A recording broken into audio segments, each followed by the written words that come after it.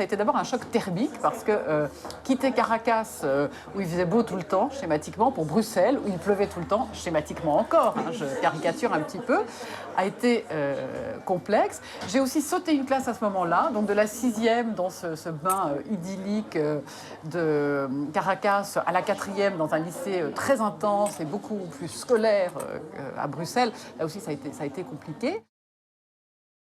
On se sent citoyen du monde, il y a toutes les nationalités qui sont plus ou moins représentées, de l'Asie à plusieurs pays d'Afrique. Et puis finalement, en fait, les différences ne se remarquent pas.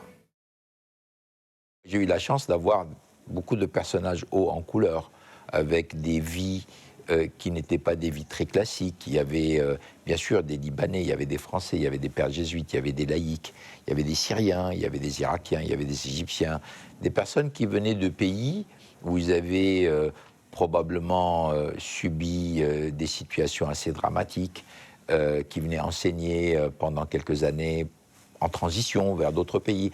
Donc ça a été une période très très marquante et dans tous les cas très riche et et je dirais qui nous a fait beaucoup mûrir et qui nous a beaucoup fait réfléchir en amont de ce qu'allait être notre siècle.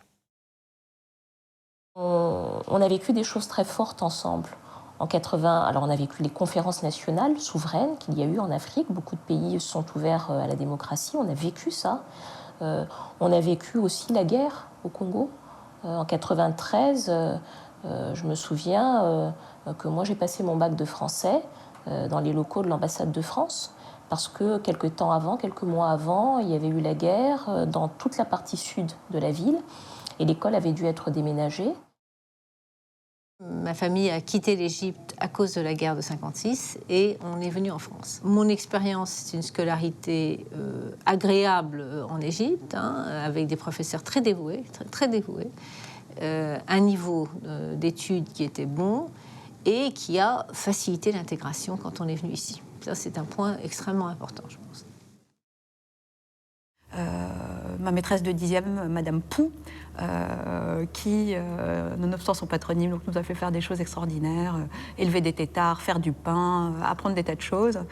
Et c'est une des premières peut-être, il y avait quelque chose de familial aussi, mais elle m'a donné un fort goût de l'histoire.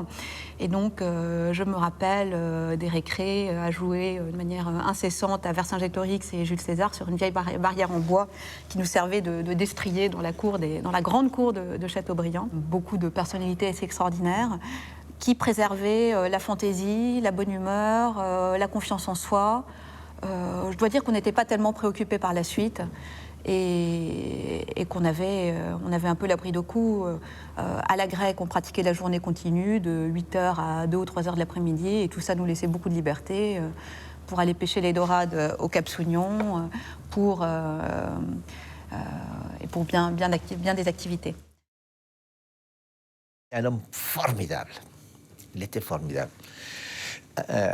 Et c'est lui, en terminale, qui m'a appris le cœur. Un jour, il vient avec un cœur de mouton. Et il montre, et il dit, qu'est-ce que c'est? On lui disait que c'est un cœur, et il disait non. C'est quoi, en fin de compte?